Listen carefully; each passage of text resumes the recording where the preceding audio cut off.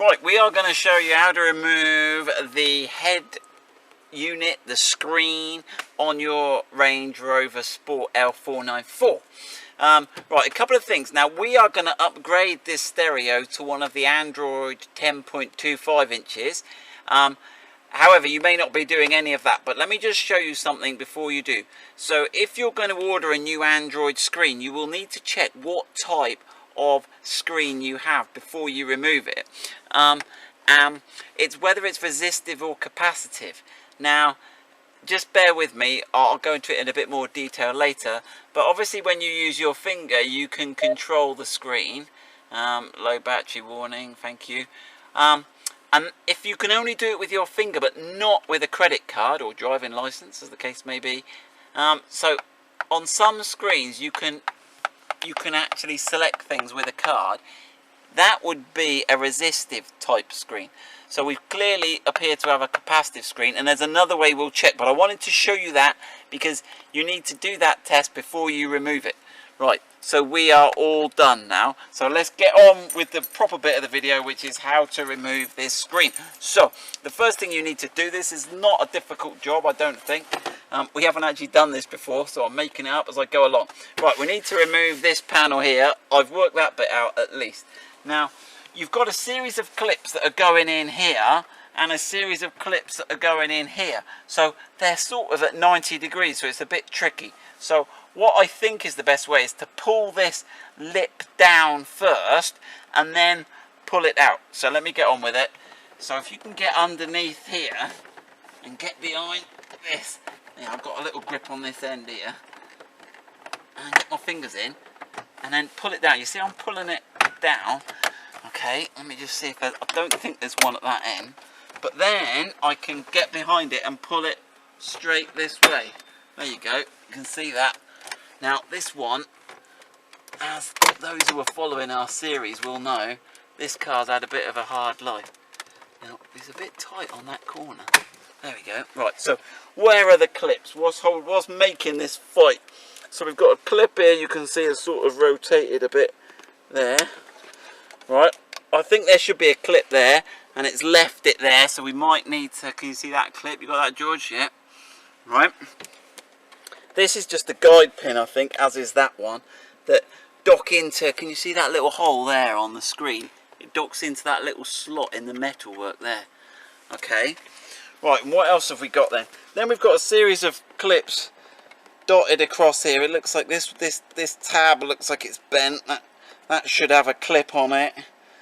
This one's got a clip missing. So you hopefully will have a full set of clips there. Now these are the little naughty ones at the bottom that poke up in underneath. And it's these I was sort of peeling those off first before I then pulled that off. So hopefully that's helped you. Right, now we've got that out the way. Right, Torx T20. So this is our little Torx driver, and we got 4 screws. Let me start on this side. You got enough light there, George? Not really. Not really. Do you want a little bit more? Oh, let me grab you a little bit more light. It might give you too much, but if you keep that down by you somewhere, does that help? Oh, yeah, that's better. George has finished school. He's on school holidays. Right, let's have a look. Okay. That's the screw. Now they should all be the same.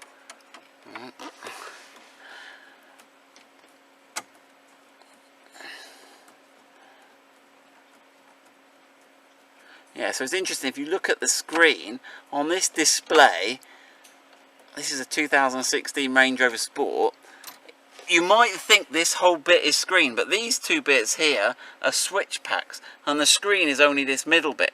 We'll show you. So there's those 2 screws, sorry what I'm rattling on. And then I've got another 2 this side, which are exactly the same position as those other 2, and exactly the same screws. So there we go. Now our audio system on this car doesn't work. I think when it had its crash, something got upset.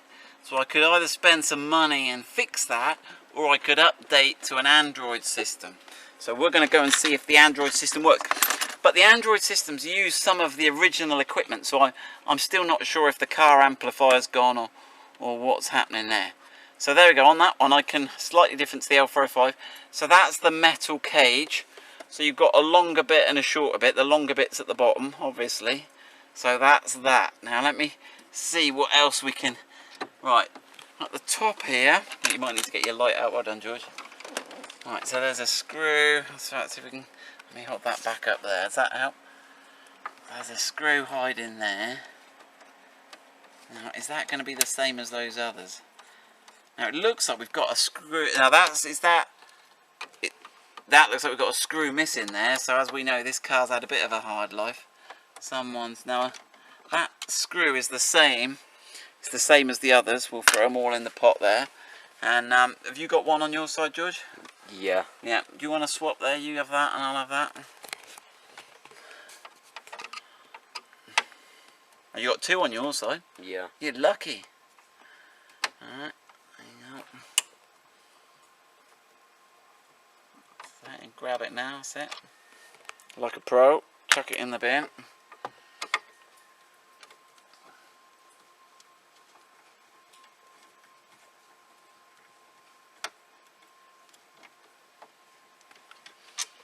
Alright.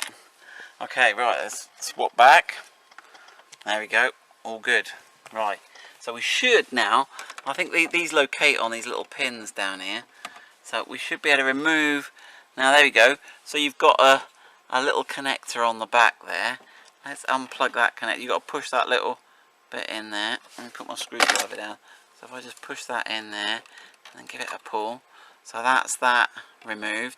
Now I don't know if it says left or right on there. I can't see it does.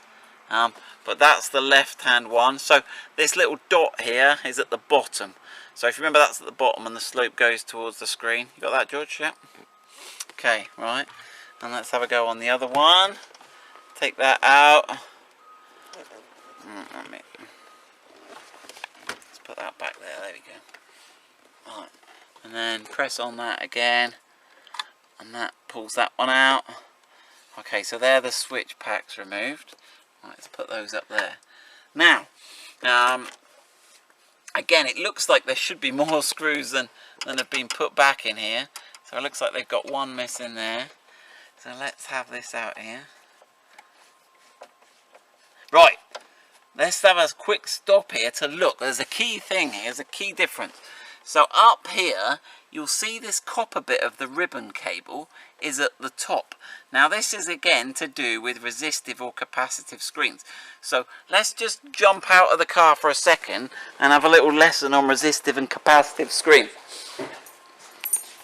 So I've got here a series of screens all lined up, okay? And they're all fundamentally the same. Okay. Now what you'll notice is the capacitive screen, thank you. The capacitive screen, here's one type, and you'll see the ribbon cable is on the long side, right?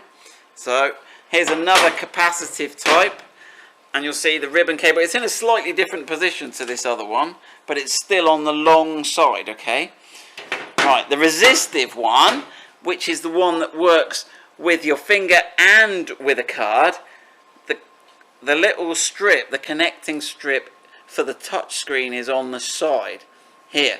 Right, so double check. So when you're ordering an Android system, you have to specify if your car system is resistive or capacitive. Ours is capacitive. Right, let's jump back in and carry on. That's really important, because if you don't get the right one, when you get the host system up, the touch screen on the host bit of the system won't work. And I've done a video on that. Right then, so let's have that screw out. Now all these screws are the same so far, so we're just putting them all in a pot. How many of you got yours side, Joe? Is there? It looks like whoever had this out before hasn't put. Right, so let's have a look what we got going on behind here.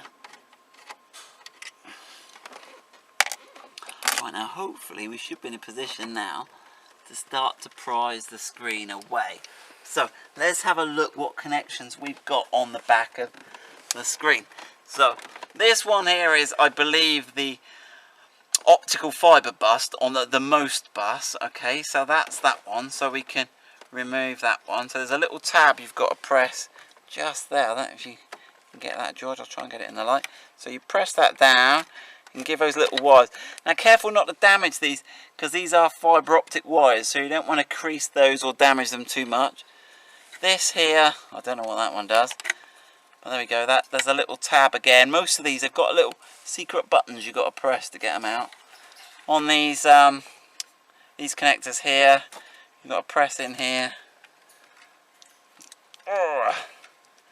There, there, there, there, and then this one looks like the main power connector. And again, if I flip it round, there's a little button we've got to press that removes it. So that's all you've got. That's your head unit, the screen removed from a Range Rover Sport L494. So if you're doing that, good luck with that.